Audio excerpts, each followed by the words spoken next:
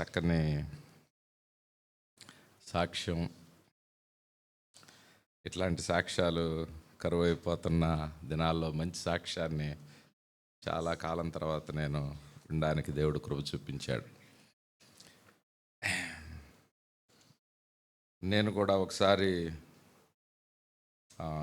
TV పెట్టుకొని చూస్తూ ఉన్నా. బ్రదర్ సతీష్ గారు వాక్యం ఆ టీవీలో వచ్చేసింది అనుకోకుండా. నేను కూడా ఆ వాక్యాన్ని విన్నాను. లాస్ట్ మంత్లో చెప్పినట్టున్నారు, తప్పించుట అనే దాని మీద. ఆ వాక్యం ఆరంభించి అలాగే వింటూ ఉండిపోయారు.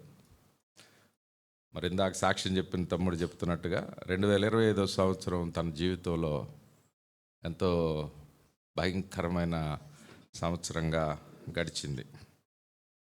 మన జీవితాల్లో కూడా అలా గడుస్తున్నప్పుడు ఎన్ని విషయాలు, నేను కూడా 2-3 ప్రమాదాల నుండి తప్పించబడి, శత్రువుల కుట్రలు ఉద్యోగాల్లో తప్పించబడి ఈ మాత్రం అన్న నిలబడి ఉన్నామంటే ఆ దేవుడు కాపుదల ఎలా తప్పించాడనేది నేనైతే చాలా ఆశీర్వదించబడ్డాను ఆ వాక్యాన్ని బట్టి. సభాముఖంగా తనకి నేను ధన్యవాదాలు చెప్పాలని నేను అనుకుంటా ఉన్నాను. అట్టి సేవకులు మీ మధ్య ఉన్నందుకు దేవుని నేను మహింపరుస్తూ ఉన్నాను. దేవునికి స్తోత్రం కలుగునుగాక. ఇంత సాక్షి విన్నాక వాక్యం మించిన సాక్ష్యం ఇంత నేను అక్కడ కూర్చొని ఆలోచిస్తూ ఉన్నా. చక్కని సాక్షి విన్నాక వాక్యం పెద్దగా అవసరం లేదని అనిపించింది. జీవితాన్ని చూపించినప్పుడు ఇంకంతకన్నా వాక్యం చెప్పేదే దానికోసం. అదే తను కొంచెం చెప్పడం తెలియకపోవచ్చాము, కానీ మాట్లాడడం స్టేజ్ మీద, కానీ చెప్పాల్సిన సందేశం అంతా చెప్పేశాడు. గ్యాస్ అయిపోతే సాక్ష్యాలు కాదు అనేది he has a very depth. తనకి ఆ డెప్త్ ఆఫ్ స్పిరిచువాలిటీ ఉందనేది నాకు అర్థమైంది. మన మందిరం కూడా నేను ఇష్టపడింది మన దైవజనులు క్రమాన్ని నేను కూడా చాలా చోట్ల తిరుగుతుంటాను, అబ్జర్వ్ చేస్తుంటాం. కాబట్టి లైవ్ ఇవ్వకుండా దాన్ని కట్ చేస్తూ ఎక్కడికక్కడ ఏ సాక్ష్యం అయితే ఉండాలో దాన్ని పెడుతున్నప్పుడు బయటికి ఒక్కసారి సోషల్ మీడియాలోకి ఎంటర్ అయిన తర్వాత ఇక మనం దాన్ని బయటికి గాలి బయట కూదినాక ఇక దాన్ని పోగు చేయలేము. మనం చాలా జాగ్రత్తగా మన వ్యక్తిగత అనుభవాలని పబ్లిక్లో చేసి రుద్ది వాటిని హాస్యాస్పదంగా చేసి ప్రభువుకి అవమానకరంగా ఉండకుండా మంచి వాటినే మనం బయటికి తీసుకురావాలి. అంతర్గతంగా మనం మాట్లాడుకునేటప్పుడు మాట్లాడుకోవచ్చు. చాలా సంతోషం. ఇక్కడ నేను మీ దగ్గరికి వచ్చినప్పుడు కూడా నేను సతీష్ గారి వాక్యం నుంచి ఎలా నేను బలపరచబడ్డానో నాకు కొన్ని ఫోన్లు వస్తున్నాయి. మొన్న క్రిస్మస్ అయిపోయిన తర్వాత నాకు ఫోన్ వచ్చింది. చాలా ప్రాముఖ్యమైన వ్యక్తే. అతను నాకు ఫోన్ చేసి నాతో మాట్లాడుతూ ఏడుస్తూ ఉన్నాడు. బహుశా క్రిస్మస్ సందేశం విన్నట్టున్నాడు. మళ్ళా టీవీలో పెట్టుకుంటే ఆ సౌండ్ కూడా నా వాయిస్ నాకే వినపడతా ఉంది. ఇది వింటున్నానన్నా నేను, అసలు నువ్వు చెప్తావని తెలియదని నేను సహజంగా చెప్పను ఏమి. ఇప్పుడు అక్కడికే దానికి అట్లా వెళ్ళిపోయి పబ్లిసిటీ ఇవ్వాలి అనేది నేను పట్టించుకోను. ఏడుస్తూ నాతో మాట్లాడుతూ పంచుకున్నాడు వాక్యం. ఇలాగా అందరి దగ్గరికి వెళుతున్నప్పుడు చాలా సంతోషం. ఒకసారి చెన్నై నుంచి ఫోన్ చేశారు. ఎప్పుడో 8 సంవత్సరాల క్రిందట ఒకసారి కలిసినట్టున్నాం. వారు వెతుకుతున్నట్టున్నారేమో, వారు చూస్తున్నట్టున్నారేమో. దేవుని జ్ఞాపకంలో మనం ఉండడం అనే దాని మీద ఆయన చాలా ఒక కిడ్నీ సమస్యతో చాలా బ్యాడ్మింటన్ ప్లేయర్, స్టేట్ ప్లేయర్. ఏం జరిగిందో తన ఆరోగ్య సమస్య, కిడ్నీ ఫెయిల్ అయిపోయింది. కిడ్నీ ఇవ్వడానికి ఆ టైంలో ఈ వాక్యం తన దగ్గరికి వెళ్ళింది. తను ఫోన్ చేశాడు నాకు. చెన్నై కింద మదురై ఆ ప్రాంతాల్లో ఉండేవాడు.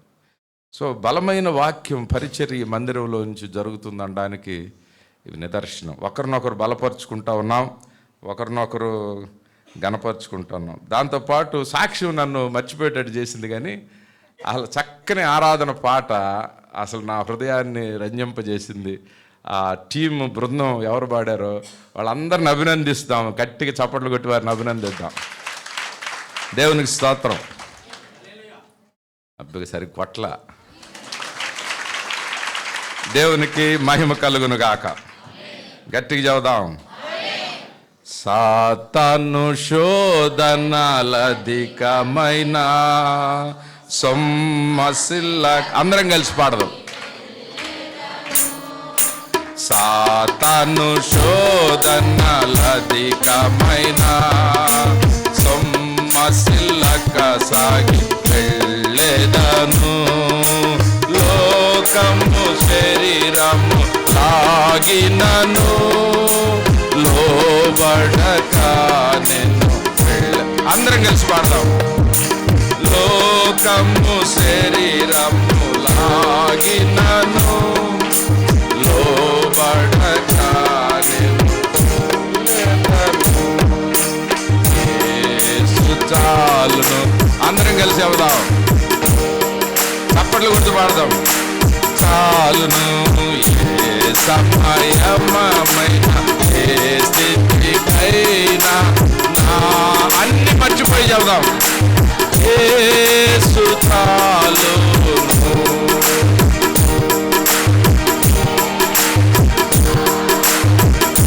నరులెల్లరూ నన్ను విడచినను. అందరం కలిసి పాడదాం. ఎవరు మౌనంగా ఉండొద్దు. నరులెల్లరూ నన్ను విడచినను. శరీరము కుళ్ళి కృషించినను. హరించినన్న ఐశ్వర్యము విరోధి వల్లే నన్ను విడచినను. ఆ తమ్ముడు చెప్తున్న మాట, తన ఐశ్వర్యం అంతా వెళ్ళిపోయింది, తన ఉద్యోగం వెళ్ళిపోయింది. యేసు చాలును, యేసు చాలును. ఏ సమయమైనా నా జీవితములో దేవునికి స్తోత్రం కలుగును గాక. యెషయా గ్రంథం 3వ అధ్యాయం 1వ వచనం. యెహోషువ గ్రంథం 3వ అధ్యాయం 1వ వచనం.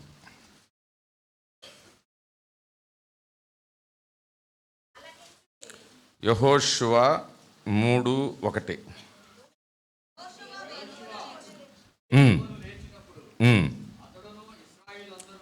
యెహోషువ వేకువనే లేచినప్పుడు అతడును ఇశ్రాయేలీయులందరూ షిత్తీము నుండి బయలుదేరి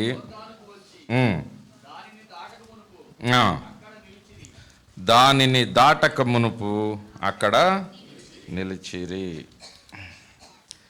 మరలా నాతో పాటు చెబుదాం. దానిని దాటక మునుపు అక్కడ నిలిచిరి. దానిని అంటే యోర్దాను నదిని దాటక ముందు అక్కడ నిలబడ్డారు. యోర్దానును దాటక మునుపు చెప్దాం అక్కడ నిలిచిరి. 4వ అధ్యాయం 1వ వచనం. జనులందరూ యోర్దానును దాటుట తుదముట్టిన తరువాత. చాలు. 3:1 దాటక మునుపు వాళ్ళు అక్కడ ఉన్నారు. వాళ్ళు దాటాలి, యోర్దాను నది దాటాలి. 4:1 వారు దాటిన తరువాత, యోర్దాను నది మొత్తం దాటుకుంటూ వాళ్ళు వెళ్ళిన తర్వాత. 5:1 వారు దాటుచూ ఉండగా. చాలు.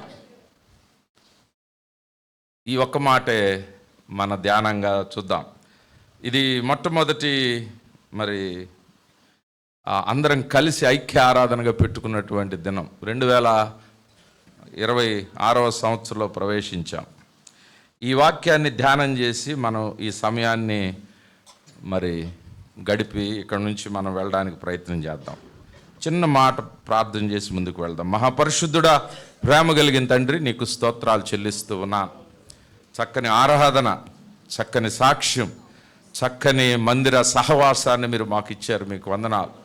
నీ దైవజనుల ప్రయాస, ఆ కుటుంబ ప్రయాస, వారిని మీరు వాడుకుంటుండగా ఎక్కడ కూడా ఆ ప్రయాస వ్యర్థం కాదని మేము నమ్ముతూ, ప్రభువా ఇదిగో ఈ సమయాన్ని మీ చేతులకు అప్పచెప్తూ ఉన్నాం. నాయనా ఇదిగో ఈ సమయము మమ్మల్ని ఆశీర్వాదకరంగా 2026వ సంవత్సరం మేము దాటుతూ ఉన్నాం. 2026వ సంవత్సరం ఆరంభ మాసంలో మేమున్నాం. ఈ 2026 తండ్రి, ఇదిగో తండ్రి, అది ఎలాగ దాటాలో, ఏ విధంగా ముందుకు వేయాలో మాతో మీరు మాట్లాడి మమ్మల్ని బలపరిచి నడిపించమని యేసు నామమున ప్రార్థించి వేడుకొంచున్నాము తండ్రి. ఆమేన్. గట్టిగా చెబుదామా? యెహోషువ గ్రంథం మొత్తం కూడా 24 అధ్యాయాలు ఉన్నాయి. యెహోషువ గ్రంథం 24 అధ్యాయాలు. మీరు పెద్ద చదువు రాకపోయినా 2 ముక్కల్లో ఈ పుస్తకం మొత్తం గురించి 2 నిమిషాల్లో మీకు చెప్తా. ఇశ్రాయేలీలు ఐగుప్తు దేశంలో 430 సంవత్సరాలు సుమారుగా బానిసత్వంలో ఉన్నారు.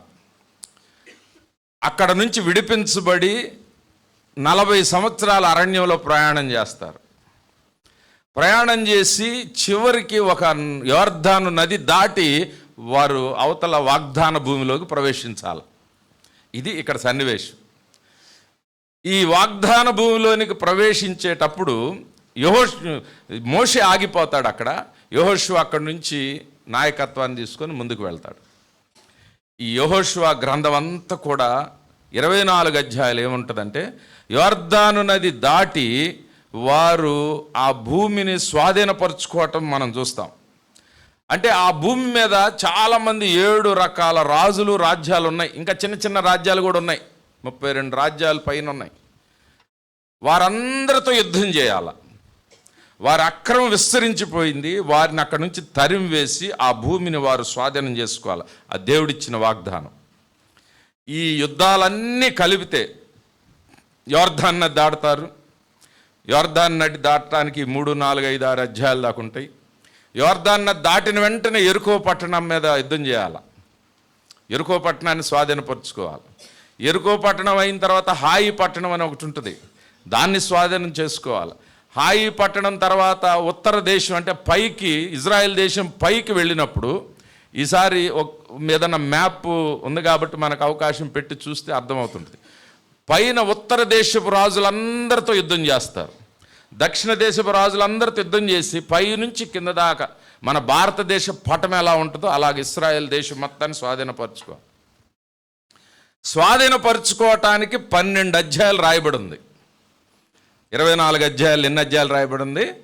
12 అధ్యాయాలు. ది కాంక్వెస్ట్ అంటే వాటిని యుద్ధం చేసి వాటిని స్వాధీనపరుచుకోవటం. తర్వాత 13 నుంచి 22 దాకా ఈ తీసుకున్న భూమిని 12 కుమారుల సంతానం 12 గోత్రాలకు పంచాలి. ఎవరెవరు ఎక్కడ ఉండాలో. అది పంచకపోతే గందరగోళం అయిపోద్ది. మాకిక్కడొద్దు, అక్కడొద్దు, ఇక్కడొద్దు అని ఒకవేళ ఇళ్ళు పంచుతూ ఉంటుంటే మనకి చాలా ఇబ్బందులు వస్తూ ఉంటాయి.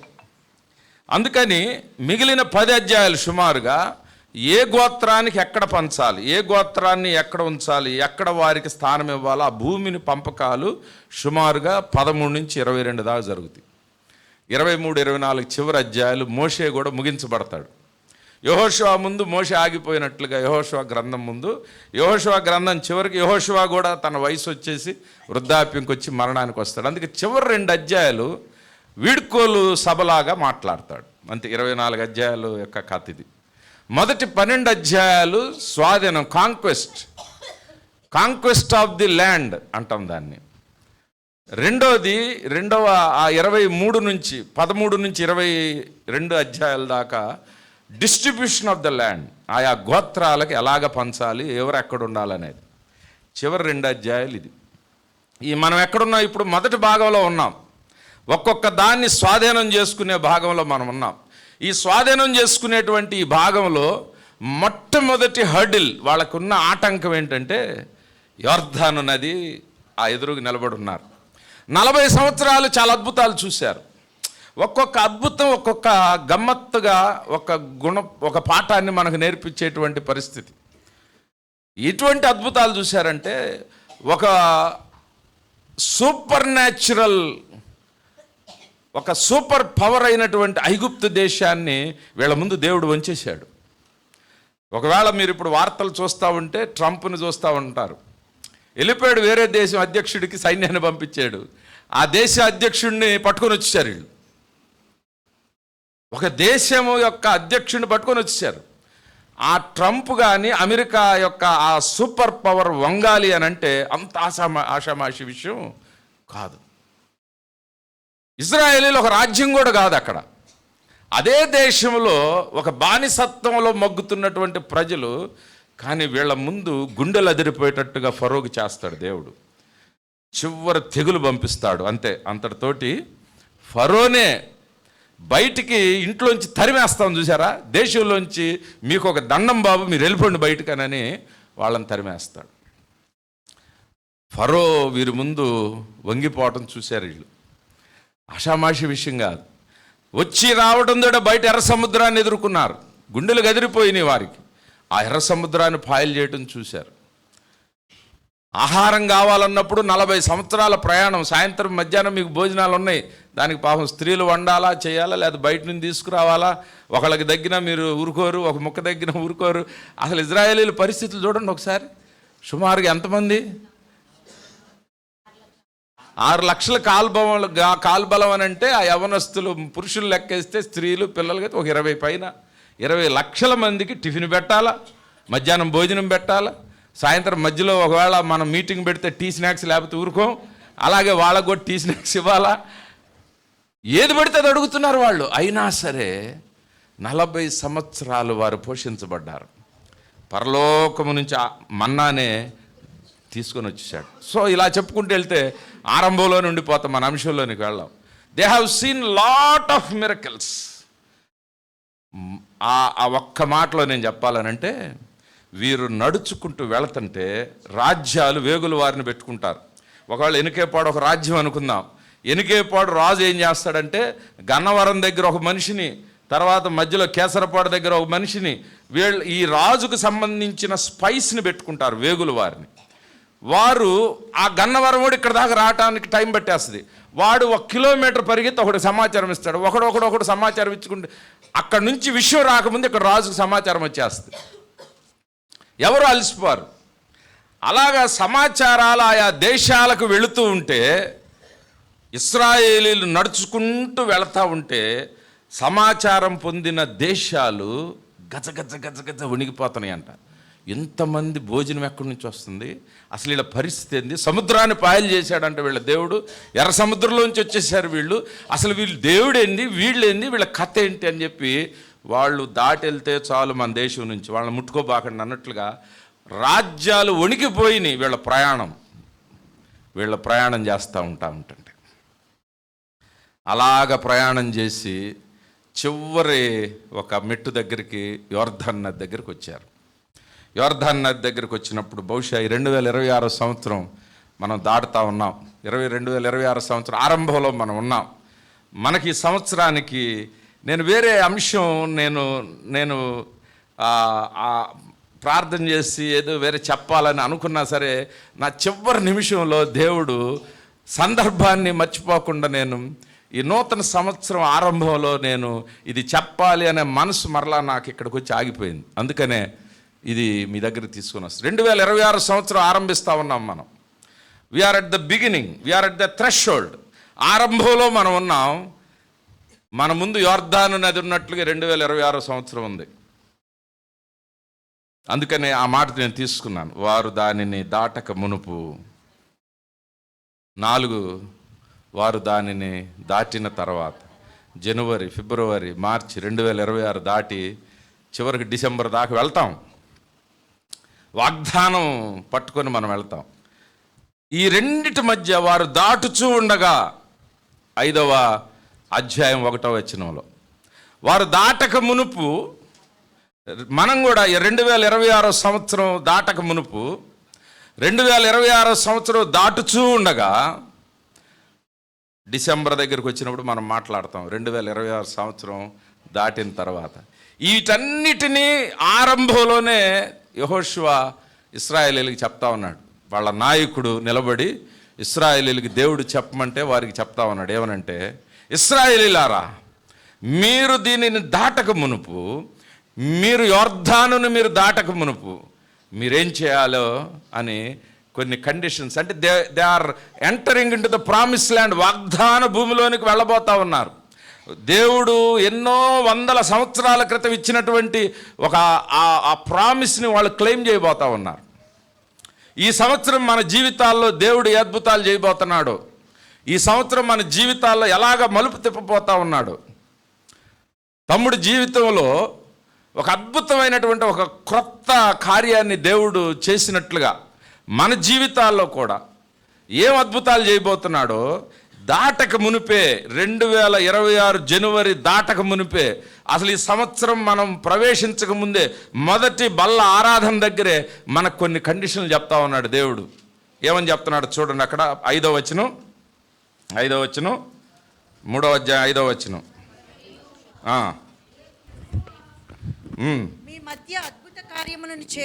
రేపు మీ మధ్య అద్భుత కార్యములను చేయును గనుక మిమ్మును మీరు పరిశుద్ధపరచుకొనుడి.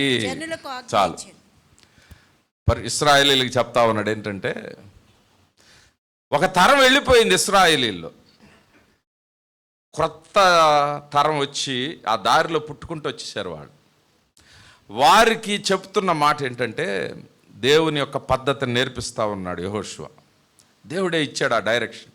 మొట్టమొదటి మాట ఏం చెప్తా ఉన్నాడంటే, బిఫోర్ ఎంటరింగ్, అసలు 2026 మనం టచ్ చేయకముందే, అసలు ఇక లోపలికి ప్రవేశించక ముందే, యొర్దాను ఆ నదీ నీళ్ల ప్రవాహపు అంచుల్లో వాళ్ళు ఆ కాళ్ళు తడుపుతా అట్లా ఉన్నారు వాళ్ళు అక్కడ.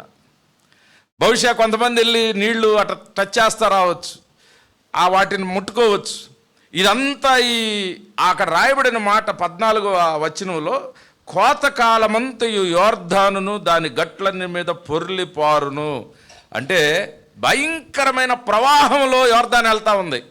మన కృష్ణానదిలాగా లేదది, మొత్తం ఎండిపోయి ఉంటుంది. మీరు నడుచుకుంటే యువతల నుంచి అవతలకి వెళ్ళిపోవచ్చు, వెళ్ళిపోయి మేము కూడా దాటేసే ఉన్నదని చెప్పొచ్చు. ఇక్కడ చాలాసార్లు ఎప్పుడో ఒక 15-20 రోజులు, మహా అయితే ఒక నెల రోజులు పొర్లి పారుతూ ఉంటుంది అది కూడా. కానీ ఇక్కడ రాయబడిన మాట, యొర్దాను ఆ గట్లన్నీ నిండిపోయి నదీ ప్రవాహం అంతా ప్రవహిస్తున్నప్పుడు, ఆ ఆరంభంలో ఆ నీళ్ల అంచున ఉన్నప్పుడు చెప్తున్నటువంటి మాట ఏంటంటే, ఇశ్రాయేలీయులారా, మిమ్మల్ని మీరు పరిశుద్ధపరచుకొనుడి. మిమ్మల్ని మీరు పరిశుద్ధపరచుకోవాలి, మిమ్మల్ని మీరు ఆ యొక్క పరిశుద్ధతలోనికి నడిపించుకోవాలి. ఇంగ్లీష్లో మాట ఉంటుంది, you have to sanctify yourself, you have to purify yourself. ప్రవేశించక ముందే మనల్ని మనం దేవుని దగ్గర పరిశుద్ధపరచుకోవాలి.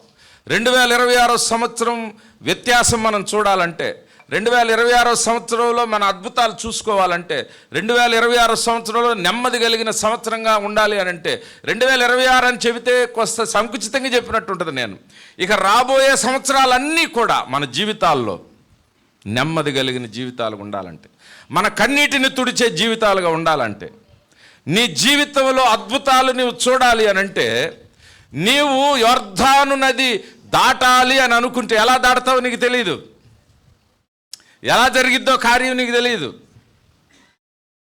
తనన్న మాట, ఎందుకు వారు ఆ 5 లక్షలని 12 లక్షలని తీసివేశారో తెలియదు.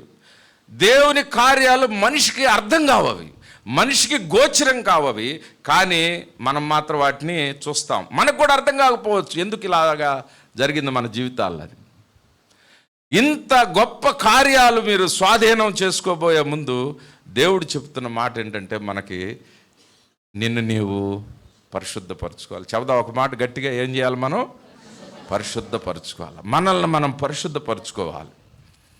మనల్ని మనం పరిశుద్ధపరచుకొని దేవుని దగ్గర మనల్ని మనం అర్హతగా మనం తీసుకొని రావాలి. ఎలా చేద్దాం పరిశుద్ధపరచుకోవడం అని అంటే, ఒక మాట చెప్తాను మీ దగ్గర. ఏదేదో పనులు మన దగ్గర ఉండుండొచ్చు, హడావుడిగా ఉండుండొచ్చు, ఎమర్జెన్సీ ఉండుండొచ్చు, నీ నెత్తి మీదకి అవమానం రెడీగా ఉండొచ్చు. తర్వాత ప్రార్థన చేసుకుందాంలే, ముందు దీన్ని ఏదో పరిష్కరించి పంచాయతీ దగ్గరికి వెళ్దామని అనుకోవచ్చు. నీ మెడకు ఉరిపడినట్టుగా ఇక ఏమి లేదు, ఒక్క అంగుళంలో నేను ఉరి అయిపోతాను, నేను చనిపోతాను, నాకు అవమానం, నింద, ఇలాగ మీరు అనుకుంటుండొచ్చు. కానీ ఒక పని చేద్దాం, ఈ సంవత్సరం ఇంటికి వెళ్దాం,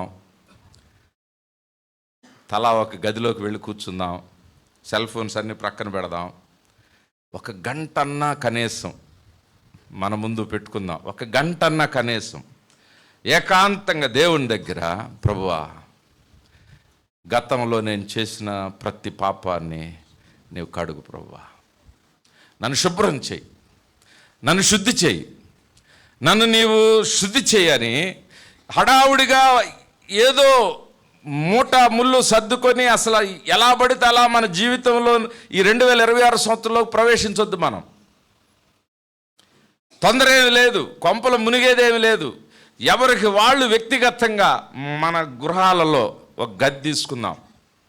ఒకవేళ ముగ్గురుంటే 3 గదులు ఉన్నాయి అనుకోండి, కూర్చొని మాట్లాడుకోండి 5 నుంచి 6 దాకా. మనం ఎవరు కూడా ఎవరిని డిస్టర్బ్ చేసుకోవద్దు. ఒక గంట సేపు మనం ఏకాంతంగా ప్రార్థనలో గడుపుదాం. ఎవరికి వారు ఏకాంతంగా కూర్చొని నీవు ప్రభువు, నీవు ప్రభువు, నీవు నీ దేవుడి దగ్గర ఏదైనా నువ్వు చెప్పుకోవచ్చు, అక్కడ ఏదైనా నువ్వు మాట్లాడుకోవచ్చు. దేవుడు చెబుతున్న మాట ఏంటంటే, మీరు దీన్ని అద్భుతం, దీన్ని దాటక మునుపు మిమ్మల్ని మీరు పరిశుద్ధపరచుకోవాలి. 10 మంది ముందు చెప్పమని దేవుడు కూడా ఏం చెప్పటల్లా. ఎలాంటి పరిస్థితులైనా సరే నీవు దేవుని దగ్గర ఎటువంటి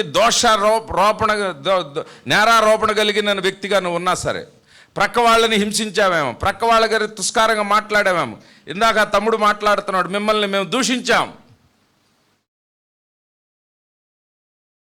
ధైర్యంగా తన అందరి ముందు వచ్చి క్షమాపణ వేడుకొని క్షమించమని అడిగాడు. మీరు రాయండి, ఇంటి దగ్గరికి వెళ్ళినాక ప్రార్థనకు ముందు రాసుకోండి, ఎక్కడెక్కడి నుంచి మీరు కూర్చొని రాయడం మొదలు పెట్టాలా. కానీ ఒక 2-3 పేజీలు వస్తాయి మనం చేసినవి అని. ప్రభువా ఒక్కొక్క పాయింట్ చూడండి. ప్రభువా ఈ సహోదరుని నేను మనసులో చెడుగా అనుకున్నాను, అతను నేను కదిలించిన అవసరం, నీ మనసులో అనుకున్నవి కూడా, ఇదిగో ఈ కుటుంబం గురించి నేను చెడుగా ప్రచారం చేశాను, ఈ ఆడబిడ్డ గురించి నేను దుర్భాషలాడాను, నాకు నచ్చలేదు, అందుకని ఇలా చేశాను. మీరు అనుకుంటారేమో బయటికి కనపడేటువంటి ఏదో సిగరెట్టు, మందు, గుట్కాను ఇవి ఏదో పెద్ద పాపాలుగా గమనిస్తున్నా, అవి బయట శారీరక బలహీనతలు, అది శారీరక బలహీనతలు, వాటి పరిస్థితులు వేరు. కానీ హృదయంలో లోపల నుండి బయటకు వచ్చేవన్నీ కూడా అది భయంకరమని దేవుడు చెప్తా ఉన్నాడు. నీ థాట్ ప్రాసెస్ గదిలోకి వెళ్ళి, ప్రభువా ఎందుకనంటే నేను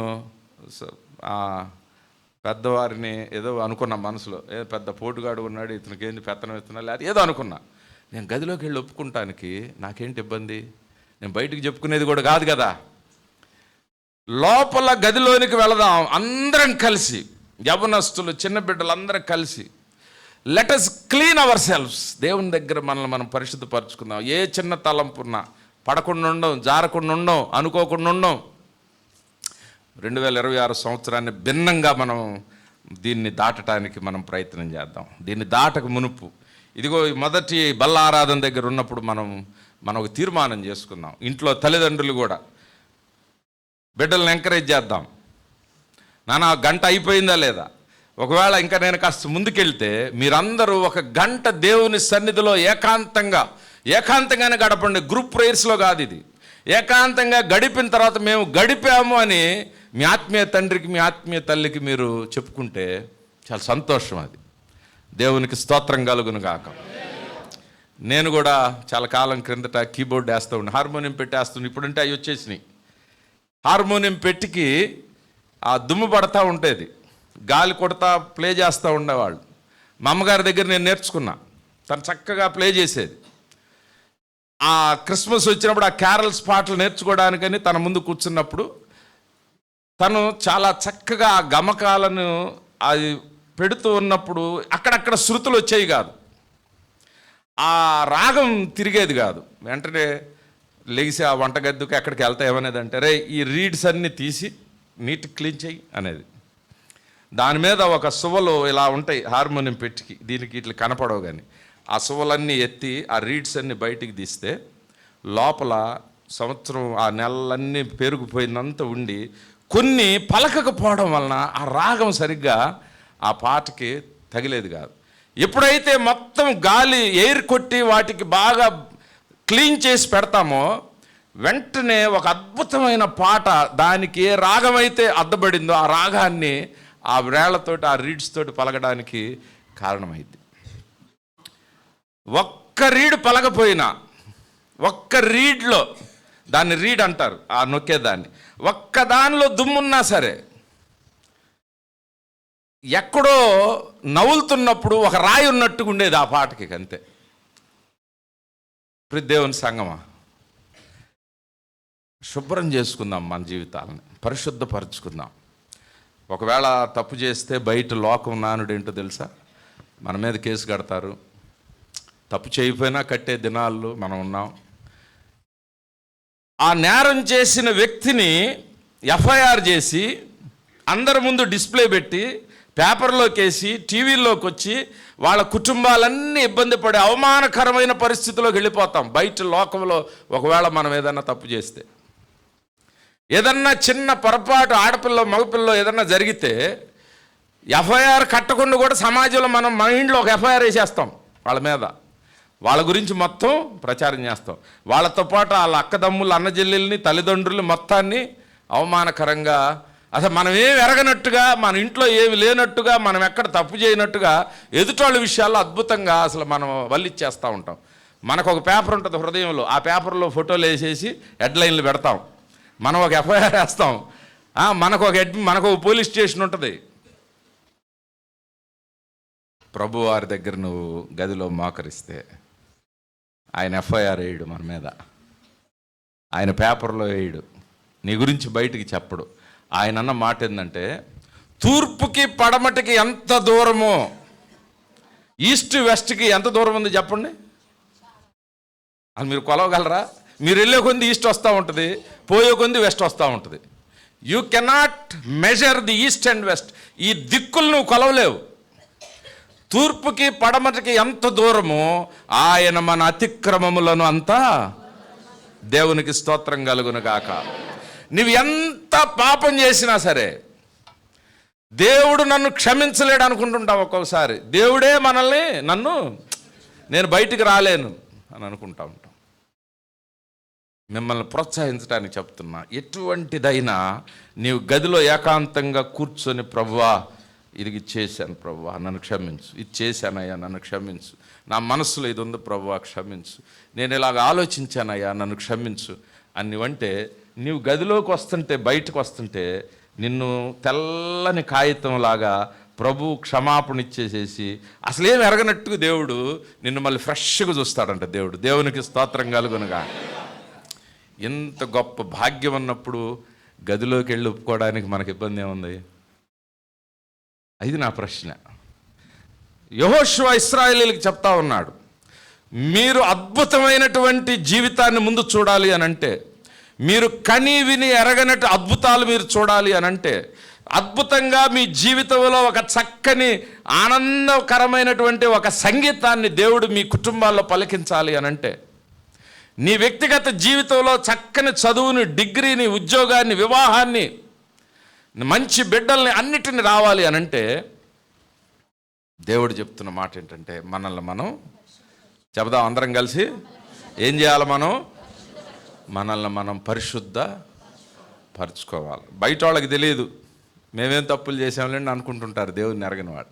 నువ్వు ఎప్పుడైతే దేవుని దగ్గర మోకరిస్తావో, నువ్వు ఎప్పుడైతే ఒంటరిగా కూర్చుంటావో, అన్నీ నీ జ్ఞాపకం చేస్తాడు పరిశుద్ధాత్ముడు. ప్రభువా ఇది కరెక్ట్ కాదు ప్రభువా నన్ను క్షమించు. మీరు నడుస్తున్నా, కూర్చుంటున్నా, ప్రతిదీ పరిశుద్ధపరిచి ఖాళీ చేసుకుందాం మన హృదయాలని. తొందరపడద్దు. అసలు అతను తమ్ముడు మాట్లాడిన మాటలు ఇంకా నాకేం అవసరం లేదు, నేను బ్రతకడానికి ఈ నెల వస్తే చాలు, నేను ఆ ఈఎంఐలు కట్టుకోవడానికి చాలు, ఇక అంతే, నాకు ఆస్తి మీద లేదు, ఏమీ లేదు. అలాంటి ఒక న్యూట్రల్ స్థితిలోనికి మనము రాగలిగితే మన జీవితాల్లో మనం అద్భుత కార్యాలను చూడడం అది సాధారణ అంశమే, అది పెద్ద గొప్ప అంశం కాదు. చక్కగా ప్రభువు మన హార్మోనియం మీద, మన కీబోర్డ్ మీద ప్లే చేస్తుంటే మన పేరు మీద అద్భుతమైన సంగీతం వచ్చేస్తుంది. ఆయన ప్లే చేస్తూ ఉన్నాడు మంచిది, ప్లే చేస్తుంటే ఒక రీడు బలగట్లా మంది, ఎంత నొక్కితే ఉపయోగమే ఉంది, ఆడ శుభ్రం చేసుకో. నేనేమంటున్నానంటే, నువ్వు ఒంటరిగా ఒప్పుకుంటున్నావు, వెనకాడొద్దు. నువ్వు నా ముందు ఒప్పుకునేటప్పుడు నీకు సిగ్గు అనిపించవచ్చు, నీకు అవమానం అనిపించవచ్చు. ఒంటరిగా ప్రభు దగ్గర ఒప్పుకుంటున్నావు, రహస్యం ముందు నీ గదిలోనికి నీ తండ్రి దగ్గరికి వెళ్ళి, ప్రభువా ఏదో పొరపాటు చేశాను నాయన, నా యవ్వనాన్ని బట్టి, ఇదిగో మా ఆయన విషయంలో, నా భార్య విషయంలో, నా ఫ్రెండ్స్ విషయంలో, నా సేవకుడి విషయంలో, నా సంఘం విషయంలో అనవసరమైన విషయం నాకు అది, కానీ నేను దాని గురించి మాట్లాడాను. నేను మనల్ని మనం ఏం చేయాలంట? పరిశుద్ధ వెతకండి ప్రభువా. పొలమును దున్నినట్లుగా నా హృదయాన్ని దున్ను ప్రభువా. పొలాన్ని దున్నుతారు ఎందుకనంటే లోపలి బయటికి రావాలని, ఏదైనా రాళ్ళు గులకలున్నా బయటికి రావాలని, భవిష్యత్తు పంట బాగా రావాలంటే పొలాన్ని దున్నేస్తుంటారు ట్రాక్టర్ పెట్టి. కింద ఉన్నటువంటి ఆ మట్టి పైకి రావాలి, లోపల ఉన్నటువంటి రాళ్ళు రప్పలు పైకి రావాలి. రేపు భవిష్యత్తులో మొక్క బాగా పెరగాలంటే, నీరు బాగా ప్రవహించాలని అంటే ఆ ప్రాంతాల్లో, ఆ పొలంలో దున్నుతారు మొత్తాన్ని. మన హృదయాలను మనం దున్నుకుందాం, మన హృదయాలను మనం దున్నుకొని ఆ పరిశుద్ధతలోనికి మనం వెళ్ళడానికి ప్రయత్నం చేద్దాం. మొదటి మాట ఏం చెప్పాడు? దాటక మునుపు ఏం చేయాలన్నాడు? మనల్ని మనం, యు హ్యావ్ టు కాన్సిక్రేట్. నిన్ను నీవు పరిశుద్ధపరచుకో, నిన్ను నీవు పవిత్రపరచుకో. ప్రభువు దగ్గరికి వెళ్ళి, ప్రభువా నన్ను శుద్ధి చేయి. మనకి ఇవ్వబడిన రక్తం, అద్భుతమైన రక్తం ఉంది. ఆ రక్తంతో ఒక్కసారి మనం కప్పబడితే ఎంత చిన్నపిల్లవాడు ఎంత పరిశుద్ధంగా ఉంటాడో మనం కూడా అలాగే చేయబడతాం. భయంకరంగా ముసలోళం అయ్యాం మనం. 70 ఏళ్ళు చేసిన పాపాలు సైతం 70 ఏళ్ళు రాయాలంటే పుస్తకాలు పడతాయి. అవన్నీ కూడా పోయి చిన్నపిల్లవాడు ఎంత కపటం లేనివాడిగా ఉంటాడో దేవుణ్ణి క్షమాపణ అడిగితే అంత చిన్నపిల్లల హృదయాన్ని మన జీవితాల్లో మనకి ఇస్తాడు. మన సంఘం అలాగుండాల, మన సంఘస్థులు అలాగుండాల. అసలు ప్రార్థన బాగా చేసుకుని అట్లా బయటకు వస్తే ఒక్కోసారి కొంతమందిని, స్త్రీలని, పురుషులను చూసినప్పుడు మసి మొత్తాన్ని కడిగితే ఎట్టుంటా డేక్షాలు కొన్ని ఉంటాయి, అలాగ మన ముఖాల్లోనే తెలుస్తుంటుంది. అంత కడిగిపడినట్టుగా అసలు ఎంత సౌమ్యంగా నెమ్మదిగా ఆ ప్రార్థించే స్త్రీలని, మన పిల్లల్ని, మన పురుషుల్ని చూస్తున్నప్పుడు వీళ్ళు ప్రార్థనకి వెళ్ళేవాళ్ళేమో అని అనిపించేస్తుంది చూడంగానే. ఆ ముఖంలోనే ఆ వర్చస్సు బయటకు దేవుడు తీసుకొని వస్తాడు. మనం అట్లా చేయకుండా ఉంటే కొంతమంది చూస్తేనే ఎందుకు ఎదురుపడ్డారా అన్నట్టు ఉంటుంది మనకి. మనం కనపడితే శుద్ధి చేయబడిన పాత్రలుగా ఇతరులకి ఆశీర్వాదకరంగా కూడా మనం ఉండాలి. రెండవ మాట, నేను త్వరగా ముందుకు వెళ్తాను చూడండి. 3వ వచనం.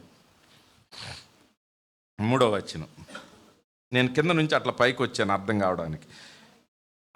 మీరు మీ దేవుడైన యెహోవా నిబంధన మందసమును యాజకులైన లేవీలు మోసుకొని పోవుట చూచినప్పుడు మీరున్న స్థలములో నుండి బయలుదేరి దాని వెంబడి వెళ్ళవలెను. యెహోషువ ఏం చెప్తా ఉన్నాడంటే, యోర్దాను నది ఇలాగ ప్రవహిస్తూ ఉంటే ఈ వైపున లక్షల మంది జనం ఉన్నారు. వాళ్ళకి ఒక క్రమాన్ని చెప్తా ఉన్నాడు. మనము అద్భుతాన్ని చూడాలి రాబోయే దినాల్లో అని అంటే, ఇప్పటివరకు చూసాం, ఓకే, ఇక నుంచి కొత్తగా మనం ప్రవేశిద్దాం, మనల్ని మనం పరిశుద్ధపరచుకుందాం. ఒకటి. రెండోది, దేవుడు చెప్తున్న మాట, యాజకులు మందస్సాన్ని ముందు మోసుకొని వెళితే ఆ మందస్సాన్ని ఆ ప్రభు సన్నిధి ముందు పెట్టి మన వెనకుండి ఆ ప్రభు మందస్సాన్ని, దేవుడిచ్చినటువంటి ఆ నియమాన్ని, ఆ ప్రభు సన్నిధిని మనం చూస్తూ ఆ యొక్క నిబంధన మందస్సాన్ని మనం వెంబడిద్దాం. రెండవ మాటగా మనకు అర్థమయ్యే భాషలో దాన్ని తీసుకుందాం. దేవుణ్ణి ముందు పెట్టుకొని దేవుణ్ణే చూస్తూ ఈ సంవత్సరాన్ని దాటడానికి ప్రయత్నం చేద్దాం. See and follow. ప్రభువుని ముందు పెడదాం. ఒక అబ్బాయి అడిగాడు, ఒక కుర్రోడు, వాడు చిన్న కుర్రోడే, వాడు ఎలాగా అర్థమైందో మరి వచ్చి, అన్నా దేవుణ్ణి ముందు పెట్టి నడవంటే ఎట్లా నడవాలన్నా వాడికి అర్థం కాల దాన్ని. తర్వాత నాకు అనిపించింది, ఓహో నేను చెప్పడం కూడా రాలేదేమో, నేను ఫెయిల్ అయిపోయానేమో. అన్న ఎలాగన్నా దేవుడిని ముందు పెట్టి నడవటం అంటే ఎట్లా చెప్పన్నా అని అన్నాడు. ఇన్ ఎవ్రీథింగ్ ప్రభువును ముందు పెట్టడం అంటే, ఒక నియమం తీసుకుందాం. ఈ సంవత్సరం 365 రోజులు. గత సంవత్సరం నేను కూడా ఒక తీర్మానం తీసుకున్న. ఆరంభంలో 52 వారాలు ఒక్కొక్కసారి నేను అలసిపోయినా సరే ఖచ్చితంగా ప్రతి వారం దేవుని సన్నిధిలో ఎక్కడో ఒక చోట పిలువబడిన చోట, లేకపోతే నేను వెళ్ళే మందిరంలో కనపడాలనుకున్నా. 99% దాన్ని పాటించడానికి సంతృప్తిగా ఆ సంవత్సరం 2025 దాటుకుంటూ వచ్చా. నా జీవితంలో ఒక్కోసారి మనసు మాట్లాడాలంటే చాలా శోధన ఎదుర్కొన్న దినం ఈ సంవత్సరం. కానీ ఇంకొక వైపు నుంచి నేను చూస్తే, ఒకవేళ ఈ నియమమే నన్ను కాపాడిందేమో, ఇంకా భయంకరంగా నా పరిస్థితి ఉండాల్సి వచ్చేదేమో, ప్రమాదాల్లో నేను మరణించాల్సి వచ్చేదేమో, లేకపోతే ఆర్థిక ఇబ్బందుల్లో మోసం చేసేవాళ్ళు ఉన్నారు. నమ్మి దగ్గరికి తీస్తే మోసం చేసి వెన్నుపోటు పొడిచే ఇస్కరియోతు యూదాలు మన దగ్గరే ఉంటారు. బట్ స్టిల్ అయినా సరే మనం నిలబడ్డాం. 2026 సంవత్సరం ఆరంభ మాసంలోనికి దేవుడు తీసుకుని వచ్చాడంటే, బహుశా మనం తీసుకునే తీర్మానాలు మనం పెట్టుకున్నవి. ఆ మందిర సహవాసంలో ప్రభువును ముందు పెట్టుకుందాం, తీర్మానం చేసుకుందాం కుటుంబంగా. కనీసం ఈ పబ్లిక్కి వెళ్తుంది కాబట్టి నేను కొన్ని మరీ 2.5 గంట దేవుడికి ఇండని చెప్పాలి. కానీ అసలు ఆరంభించడానికి ఒక అరగంట అయినా కుటుంబంగా రోజు 365 రోజులు ఒక అరగంట అందరు కలిసి, కుటుంబంలో ఉన్న సభ్యులందరూ కలిసి ఒక టైం అనుకొని ప్రార్థన చేసి ఆ దినాన్ని గడపడానికి ప్రయత్నం చేద్దాం. ఒకవేళ ఉదయం కుదరటం లేదు, సాయంత్రం భోజనం అయిన తర్వాత అయినా, నిద్రకు ముందైనా సరే, అందరు నిద్రపోయే పిల్లలున్నా లేపి, నానా ఒక అరగంట ఒక నియమం పెట్టి ఈ సంవత్సరం ప్రయాణం చేయడానికి ప్రయత్నం చేద్దాం. మందసాన్ని ముందు పెట్టుకో, దాన్ని చూస్తూ, ప్రభువును చూస్తూ ఈ యోర్దాను నదిని నువ్వు దాటండి అని యెహోషువ చెప్తా ఉన్నాడు. ఇంకా ఇలాంటి తీర్మానాలు ఏదైనా తీసుకుందాం. ఏదో ఒక టైంలో రోజుకు కొన్ని అధ్యాయాలు చదువుకుందాం. మీతో దేవుడు మాట్లాడుతున్నప్పుడు దాన్ని ఆనందించడానికి ప్రయత్నం చేద్దాం. అన్ని విషయాల్లో, వివాహ విషయాల్లో కులం చూసుకోవద్దు. మీరు అద్భుతంగా మనం ప్రభువు దగ్గర పట్టబడ్డాం. దేవుడు ఏ వ్యక్తిని చూపిస్తున్నాడో వెతుకుదాం, ఆ వ్యక్తిని ఆ బిడ్డకి ఇవ్వడానికి ప్రయత్నం చేద్దాం. వ్యాపారం చేసేటప్పుడు ప్రార్థన చేసుకుందాం, ప్రభువా నువ్వు మాట్లాడు, ఎక్కడ వెన్నుపోటు లేకుండా, ఏ స్నేహితులు నన్ను మోసం చేయకుండా, ఎలాగ ఈ వ్యాపారం మెలకువలు నాకు నేర్పించని ముందుకు వెళదాం. ఈ సంవత్సరం ప్రభువును ప్రార్థించి మొదలు పెట్టుకుందాం. చదువుకునే పిల్లలు ఉంటే ఉదయాన్నే లేచి, ప్రభువా నాకు మంచి జ్ఞానం దయచేయి, నీ ఆత్మతో నింపు, నేను ఒక్కసారి చదివితే నాకు అర్థమైపోవాలి, నాకు మంచి మార్కులు దయచేయి, బాగా చదవడానికి సమయం కేటాయించేటట్టు దయచేయి, ఎక్కువగా నేను చదువుకొని నేను నీకు మహిమకరంగా నేను ఉండడానికి సహాయం. అన్ని విషయాల్లో ప్రభువును ముందు పెట్టి ఈ యొక్క సంవత్సరాన్ని మనం ముందుకు వెళ్ళడానికి ప్రయత్నం చేద్దాం. యెహోషువ ఇశ్రాయేలీయులకు చెప్తున్న మాట 2 మాటల్లో నేను దాన్ని ముగిస్తా. మొదటిది, మిమ్మల్ని మీరు పరిశుద్ధపరచుకోండి. రెండవది, మందసాన్ని ముందు పెట్టి దాన్ని చూస్తూ మీరు నడవండి. You see it. నువ్వు అటు ఇటు చూడొద్దు. అసలు మునిగిపోతున్నా సరే మనం టెస్ట్ చేసన్నా చూద్దాం దేవుణ్ణి. ప్రభువా నేను నిన్ను నమ్ముతున్నాను, నీకు అంతే. నీ మీద నమ్మకాన్ని నేను ప్రక్కకి తీసుకోవడానికి ఇష్టపడలేదు. నేను నా జీవితం అయిపోయిందని అనుకుంటున్నా సరే, ఇక నా జీవితం అసలు ఇక దీన్ని ఎవడు బాగు చేయలేడు, నా పరిస్థితి అట్లా అయిపోయింది, పగిలిపోయింది నా పాత్ర, ఇక దీన్ని అతికిచ్చిన అతుకు బతుకే అని అనుకోవచ్చు. కానీ నా వ్యాపారం కూలిపోయింది అని అనుకోవచ్చు, ఆర్థిక లోతుల్లోనికి వెళ్ళిపోయాను నేను అని అనుకోవచ్చు. మనం మాత్రం యేసుని చూస్తూ ఆయన మీద నమ్మకం పెట్టి, ప్రభువా ముంచినా తేల్చినా నీ మీదే నేను విశ్వాసం పెడుతున్నానని ముందుకు వెళ్ళడానికి ప్రయత్నం చేద్దాం. దేవునికి స్తోత్రం కలుగును గాక. మంచి ఉద్యోగం కావాలనుకోండి, ప్రార్థన చేయడం మొదలు పెట్టండి. ప్రభువా, ఉద్యోగాలు ఇచ్చేది నీవు కదా నాయన. నేను అనంతపూర్లో ఎంటెక్ చేస్తూ ఉన్న టైంలో ప్రార్థన చేసుకుంటా ఉన్నా. నా రూమ్మేట్ అప్పుడప్పుడు వింట ఉండేవాడు ప్రార్థన చేస్తా, ప్రభువా నాకు ఉద్యోగం ప్రభువా, నాకు సివిల్ సర్వీసెస్లో నాకు ఉద్యోగం ఏం చేస్తూ ఉంటే వాడు బుర్రకి ఎక్కుంటే వెళ్ళిపోతుండేవాడు. కాసేపు బయటికి మళ్ళీ వచ్చేవాడు. ఎప్పుడన్నా ఒకసారి ఇద్దరం కూర్చున్నప్పుడు, మనోహ, ప్రభుత్వం కాదు ఉద్యోగం ఇచ్చేది, నువ్వు దేవుడిని అడుగుతున్నావేంటి అని అనేవాడు.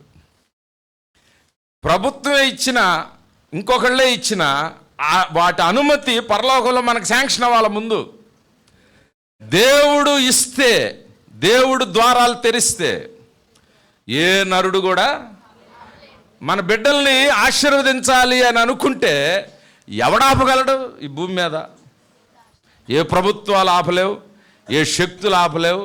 వాటిని గుద్దుకొని బద్దలు చేసుకుంటూ దేవుడు ఆశీర్వదిస్తాడు. ఆ యొక్క యోర్దాను నది, ప్రవాహంగా వస్తున్న నదిని దాన్ని దాటించి, దాన్ని ఎండజేసి, దాన్ని నిలబడ్డానికి అవకాశం లేని నీటి తత్వాన్ని సైతం ఒక గోడలాగా, రాశిలాగా నిలబెట్టేస్తాడంట దేవుడు. మనల్ని మనం పరిశుద్ధపరచుకుందాం. ప్రభువుని ముందు పెట్టుకొని ఈ సంవత్సరం నడవడానికి ప్రయత్నం చేద్దాం. మునిగిపోతున్నట్టుగా ఉండొచ్చేమో. పేతురు మునిగిపోతున్న ఆ యొక్క నడిచినంతసేపు బాగానే నడిచాడు. ఆ దృష్టి ఆయన మీద పెట్టినప్పుడు బ్రహ్మాండంగా నీళ్ళ మీద నడిచాడు. కని విని ఎరగల. ఆ అద్భుతంలో తేలిపోయి పక్కకు చుట్టం మొదలేసేసాడు. ప్రభువు మీద దృష్టి పెడదాం. అన్నిట్లో ప్రభువుని పెడదాం. పిల్లల చదువుల్లో ప్రభువుని పెడదాం. ట్యూషన్ ఉందా, వీలైనంత వరకు మందిరానికి రావడానికి ప్రయత్నం చేద్దాం. వ్యాపారం ఉందా, ఆ గంటకి ఆ కొట్టు మూసుకొని వచ్చి మందిరాన్ని దగ్గర కూర్చోడానికి ప్రయత్నం చేద్దాం. పెళ్ళిళ్ళు, ఫంక్షన్లు ఉన్నాయా, ఏం పర్వాలేదు, భోజనం టైంకి వెళ్తాం కదా చాలా చోట్ల. ప్రార్థన మందిర క్రమంలో కొంచెం సేపు అయినా ఆ వాక్యం విని వెళ్ళడానికి ప్రయత్నం. అన్నిట్లో ప్రభువును ముందు పెట్టుకొని ఈ సంవత్సరం మనం ప్రయాణం చేయడానికి ప్రయత్నం చేద్దాం. దేవునికి స్తోత్రం కలుగును గాక. గట్టిగా చెబుదాం, దేవునికి స్తోత్రం చెల్లి. మొదటిది, మనల్ని మనం పరిశుద్ధపరచుకుందాం. రెండోది, మనము దేవుని నిబంధన మందసం. నీ నిబంధన ఏంటో తెలుసా? నీ రక్తం, యేసు ప్రభు రక్తమే నీకు ఇవ్వబడిన రక్తం. అప్పుడప్పుడు నేను జీవితంలో పడుతుంటాం, లేవుస్తుంటాం, రొచ్చు జరుగుతూ ఉంటుంది. ఒక్కోసారి భయంకరంగా బయటికి చెప్పుకోలేం. ఆ తమ్ముడు కూడా చెప్పలేకపోతున్నాడు చాలా వరకు, మేము కూడా చెప్పుకోలేం. అయినా సరే ప్రభు దగ్గరికి వెళ్ళేటప్పుడు, ప్రార్థన చేసేటప్పుడు చివరి ఆయుధం ఒకటి తీస్తా బయటికి. మన తల్లిదండ్రుల దగ్గర కూడా పిల్లలు తీస్తుంటారు అప్పుడప్పుడు కదా. నేనేమంటానంటే దేవుడి దగ్గర, దేవా, నీ కుమారుడు, నీ సొంత కుమారుడు ఆ ప్రభు రక్తంతో నీ దగ్గరికి వస్తున్నాను ప్రభువా. ఆ రక్తాన్ని పట్టుకొని నన్ను చూస్తే నువ్వు కొడతావు ప్రభువా. ఈ రక్తం ఇదిగో, ఈ రక్తాన్ని చూసి, ఈ గొర్రెపిల్ల రక్తాన్ని చూడు, నీ కుమారుని యొక్క ప్రశస్తమైన రక్తాన్ని చూస్తే నా మీద కరుణ వచ్చింది నాయన. ఇదిగో ఈ రక్తాన్ని అడ్డు పెట్టుకొని దేవుని సన్నిధిలోకి మనం వెళదాం. మనం అనర్హులమే. మనం లోపల భయంకరమైన పాపం ఉంటుంది, భయంకరమైన నిలబడ్డట్టుకుంటాం కానీ కూలిపోతాము లోపల అంతర్గతంగా. దేవుని దగ్గరికి వెళ్ళేటప్పుడు మనం అప్పుడు ప్రభువుని, ఆ నిబంధన మందస్సాన్ని ముందు పెట్టుకొని ప్రభువు యొక్క సింహాసనాన్ని చేరుకుంటానికి ప్రయత్నం చేద్దాం. దేవునికి స్తోత్రం కలుగును గాక. ఇక్కడ అన్ని చోట్ల రాయబడిన మాట చూడండి. 3వ వచనంలో యెహోవా నిబంధన మందసం. 4వ వచనం చివరి లైను, అంటే 5వ వచనం ముందు, గనుక ఆ మందసమునకు సమీపముగా. 6వ వచనం, మీరు నిబంధన మందసము. 8వ వచనం, యోర్దానులో నిలువుడని నిబంధన మందసము. 10వ వచనం, సర్వలోకనాథుని నిబంధన మందసము. 13వ వచనం, నిబంధన మందసం. అసలు ఈ అధ్యాయం అంతా కూడా నిబంధన, నిబంధన, నిబంధన. ఎప్పుడైతే నీవు దేవునిలోనికి వస్తావో, ఎప్పుడైతే నీవు బల్లలో పాలు పొందుతావో, ఎప్పుడైతే నీవు ఆ బాప్తిస్మంలోనికి వెళతావో, అసలు ఎప్పుడైతే నీవు నా దేవుడు అంటావో, నీకు దేవునికి మధ్య ఒక నిబంధన, ఒక బంధం ఏర్పడిపోద్ది. నీకు దేవునికి మధ్య ఒక బంధం ఏర్పడిపోద్ది. ఆ బంధంలో నుంచి మనకు కొన్ని హక్కులు వచ్చేస్తాయి, మనకు కొన్ని ప్రివిలేజెస్ వచ్చేస్తాయి. అందుకనే ఆ బంధాన్ని ముందు పెట్టుకోవాలా. అయ్యా, నాకు యేసు ప్రభు మధ్య బంధం ఏర్పడింది, ఈ బంధాన్ని ముందు పెట్టుకోవాలి మనం. ఆ నిబంధన మందస్సాన్ని, ఆ యేసు రక్తాన్ని ముందు పెట్టుకొని, ఆ ప్రభువును ముందు పెట్టుకొని మన జీవితాల్లో ముందుకు వెళ్ళడానికి ప్రయత్నం చేద్దాం. ఏ పరిస్థితిలో ఉన్నా, యోర్దాను నీళ్లు వంటి ప్రవాహం నీ ముందు ప్రవహిస్తూ ఉన్నా, అసాధ్యమని నువ్వు అనుకుంటున్న సంఘటనలు చాలా ఉన్నాయి. 2025లో అసలు కూలిపోయి ఉన్నామేమో. 2025లో ఏ ఒక్క నెల కూడా సంతోషంగా మనం గడపలేదేమో. 2025లో అసలు ఎండిపోయినట్టుగా మన కుటుంబం ఉందేమో. 2025లో వ్యక్తిగత జీవితంలో, యవ్వనస్తుల జీవితంలో వారు కూడా ఎక్కడ సంతోషం లేకుండా ఈ నెల దాటితే బాగుండి, ఈ సంవత్సరం ఎప్పుడు దాటిద్దా, దేవుడు కార్యం ఎప్పుడు చేస్తాడా అని ఎండిన భూమి వర్షం కోసం ఎదురు చూసినట్లుగా చూస్తూ ఉన్నామేమో. దేవుని ముందు పెట్టుకో, ఆ నిబంధనను ముందు పెట్టుకో, ఆ ప్రభువుని అన్ని విషయాల్లో ముందు పెట్టుకొని 2026లో ప్రవేశిద్దాం. దేవుడు మన జీవితాలు అద్భుత కార్యాలు చేయునుగాక. 5వ వచనం మళ్ళీ చూద్దాం, చూడండి. మరియు యెహోషువ, రేపు యెహోవా మీ మధ్య అద్భుత కార్యములు చేయును. ఎందుకు ఈ బాధలన్నీ మనకి? ఎందుకు మనల్ని మనం పరిశుద్ధపరచుకోవాలి? ఎందుకు మనల్ని మనం శుద్ధి చేసుకోవాలి? ప్రభువుని ఎందుకు ముందు పెట్టుకోవాలి అని అంటే ముందే చెప్పేస్తున్నాడు. మీ మధ్య అద్భుత కార్యములు ఆయన. వీళ్ళకి అడ్డుంది ఏంటండి? వీళ్ళకి అడ్డుంది ఏంటి? యోర్దాను. ఒక అద్భుత కార్యం చాలుగా. అక్కడ రాసిన మాట మళ్ళీ ఒకసారి చదవండి. రేపు మీ మధ్య అద్భుత కార్యములను చేయను. అద్భుత కార్యములు. మన దేవుని యొక్క మనస్సును ఒకసారి ఆలోచించండి. ఇంటికి వచ్చి ఒక కార్యం చేసి సర్దుకోండి అనే దేవుడు కాదు మన దేవుడు. ఒక బిడ్డకు వచ్చి ఒక కార్యం చేసి చాలేమ్మ నీకు అనే దేవుడు కాదు మన దేవుడు. ఇదిగో 10th క్లాస్ పాస్ అయ్యావు, ర్యాంక్ ఇచ్చాను చాలే అనే దేవుడు కాదు మన దేవుడు. ఏ బండిల్ ఆఫ్ మిరకల్స్, అద్భుత కార్యములు, తరగని కార్యములు. ఆయన దగ్గర నుంచి ఎంతైనా నీవు తోడుకోగలవు. కండిషన్ ఏంటంటే ఎప్పటికప్పుడు మనల్ని పరిశుద్ధపరచుకోవాలి, ప్రభువును ముందు పెట్టుకోవాలి. నీ ఊహించని కార్యాలు, అద్భుత కార్యములను ఆయన చేయను. దాటుచూ ఉండగా, రెండవ మాట 5:1 ఏమనుంది? రెండవ మాట, వారు దాటుచూ ఉండగా. జనవరి మాసం దాటుతూ ఉన్నాం, ఫిబ్రవరి మాసం రేపు దాటుతూ ఉంటాం. వెళ్ళకముందే చెప్తా ఉన్నాడు ఇదంతా కూడా. వెళ్ళకముందే యెహోషువ గ్రంథం, యోర్దానికి యువతల రాయబడినటువంటి ఆ యెహోషువ యోర్దానికి యువతల సన్నివేశం మనం చూస్తూ ఉన్నాం. దాటుచూ ఉండగా 3:7 చదవండి. అప్పుడు యెహోవా యెహోషువతో ఇట్లా, నేను మోషేకు తోడయుండినట్లు నీకును తోడయుందునని ఇశ్రాయేలీలందరూ ఎరుగునట్లు నేడు వారి కన్నుల ఎదుట నిన్ను గొప్ప చేయ మొదలు పెట్టెదను. ఒక మాట పట్టుకుందాం అక్కడ. నీవు దాటుచూ ఉండగా, ఇక మొదలు పెట్టాం ప్రయాణం. ఫిబ్రవరి మాసాన్ని దాటుతూ ఉన్నాం. ఇప్పటి వరకు జరిగిందేదో జరిగిపోయింది. ఇప్పటి వరకు ఏం జరిగిందో ప్రక్కన పెడదాం. ఈ కండిషన్స్తో మనం దాటుతూ ఉండగా దేవుడు చెప్తున్న మాట ఏంటంటే యెహోషువతోటి, యెహోషువ నువ్వు మామూలుగా దాటితే కుదరదు యెహోషువ, అందరిలో ఒకళ్ళగా దాటితే కుదరదు యెహోషువ, నిన్ను నేను గొప్ప చేయ మొదలు పెట్టేదను. మనందరం చెబుదాం, దేవుడు నన్ను గొప్ప చేయ మొదలు పెట్టెను. మనము దాటుచూ ఉండగా దేవుని కార్యాలు చెప్తా ఉన్నాడు. ఇక దేవుడు చెప్తున్నాడు, ఇక మీరు దాటక మునుపు ఎలా చేయండి. మీరు దాటుతూ ఉన్నారు, ఈ సంవత్సరం నెలలు దాటుతూ ఉన్నప్పుడు దేవుడు ఆ ప్రజలతో నిరీక్షణ మాటలు మాట్లాడుతున్నా, ఆ ప్రజల్లో ఒక విశ్వాసాన్ని నింపుతున్నాడు, ఆ ప్రజల్లో ఒక హోప్ని క్రియేట్ చేస్తా ఉన్నాడు. ఏమంటున్నాడంటే, నేను మిమ్మల్ని దాటుతూ ఉండగా నిన్ను గొప్ప చేస్తాను యెహోషువ. కుటుంబంలో ఒక్కొక్కసారి తండ్రిగా తనకి పెద్ద వాల్యూ ఉండకపోవచ్చు, తల్లిగా వాల్యూ ఉండకపోవచ్చు, పిల్లలను కూడా తల్లిదండ్రులు ఒక్కోసారి అర్థం చేసుకోరు. వారు కూడా విద్యాభ్యాసంలో కాలేజీల్లో పెద్ద విలువ మార్కులను బట్టి కానీ ఇంకోటి బట్టి కానీ ఉండొచ్చు. దేవుడు చెప్తున్న మాట ఏంటంటే, ఇప్పుడు ఆయన గొప్ప చేయాల్సిన అవసరం ఏంది, దాడి పంపిస్తే చాలు కదా అని అనుకుని నేను దాన్ని ధ్యానం చేస్తూ ఉన్నా. మన దేవుడు మనల్ని ఎంతగా ఆలోచిస్తూ ఉన్నాడంటే, నిన్ను నన్ను ఆయన గొప్ప చేసేటువంటి దేవుడు. యెహోషువతో చెప్తున్నాడు, యెహోషువ అందరి ముందు నేను నిన్ను గొప్ప చేస్తాను, నేను నీ వీధిలో నిన్ను గొప్ప చేస్తాను, నేను నీ కుటుంబంలో నిన్ను గొప్ప చేస్తాను, నేను ఆ ప్రాంతంలో నీ వ్యాపారంలో నిన్ను నేను గొప్ప చేస్తాను.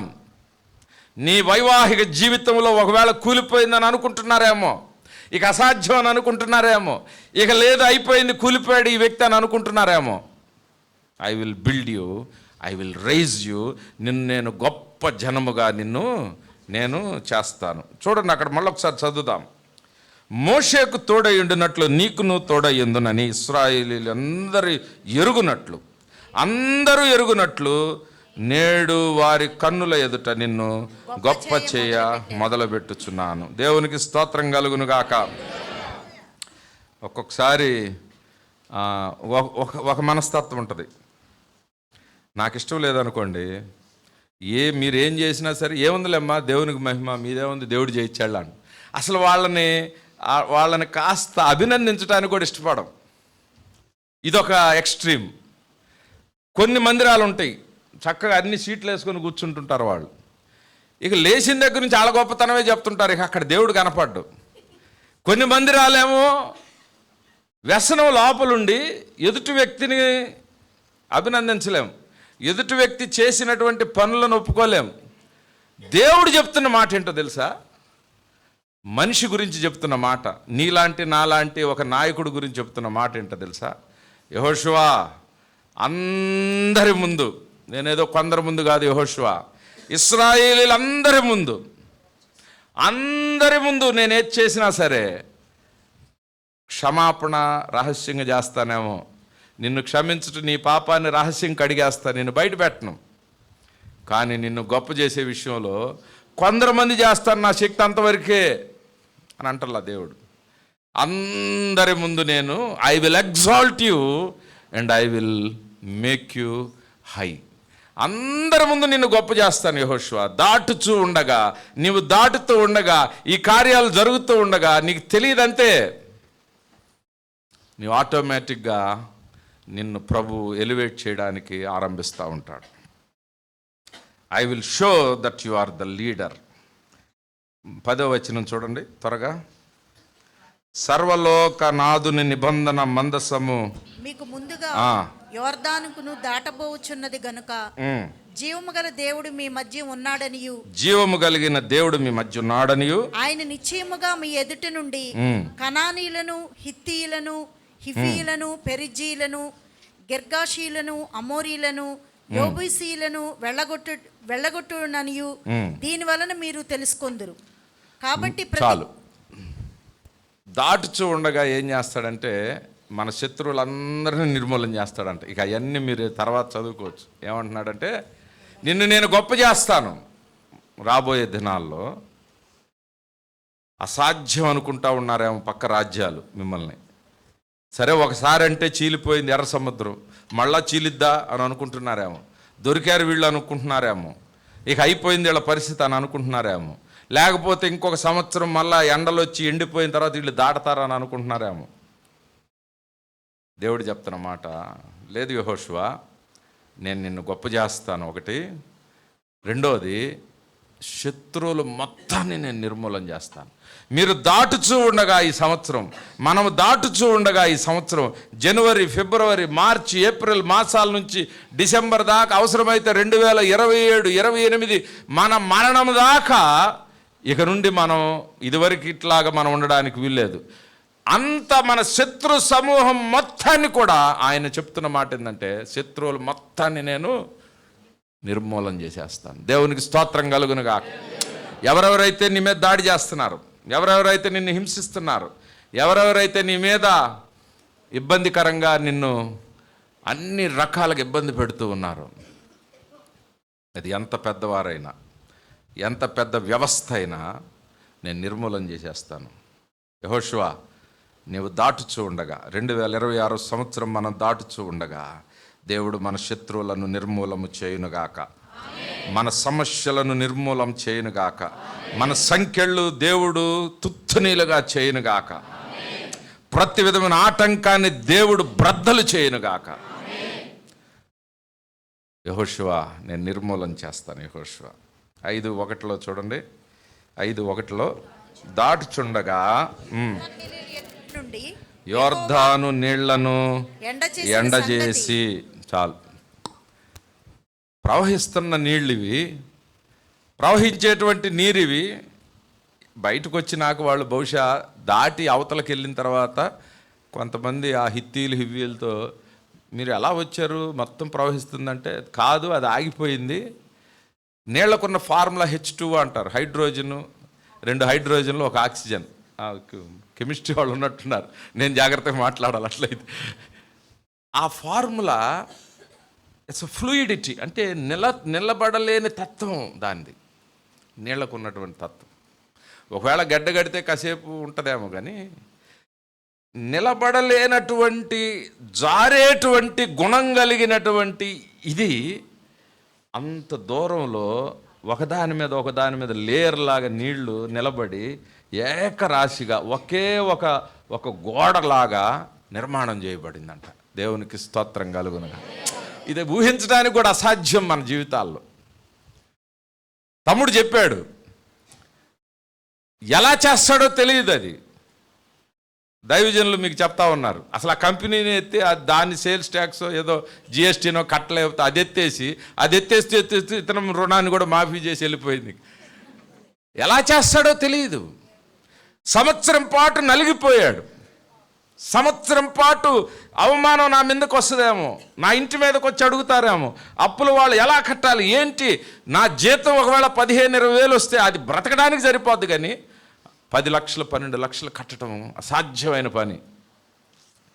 అంటే జీవితకాలం బానిసత్వంలోకి వెళ్ళిపోయి వాడి అప్పు తీర్చడమే సరిపోద్ది ఒక 5-6 సంవత్సరాలు అంత. మనకి ఫ్లూయిడిటీ, ప్రవహించేటువంటి నీటిని సైతం దేవుడు వీటిని మంచుగడ్డల్లాగా నిలబెట్టేసి అంత దూరంలో ఆ ఏకరాశిగా నిలబెట్టేటువంటి అద్భుతాన్ని ఇక్కడ మొత్తం ఎండిపోయేటట్టుగా చేశాడంట దేవుడు. దేవునికి స్తోత్రం కలుగునుగాక.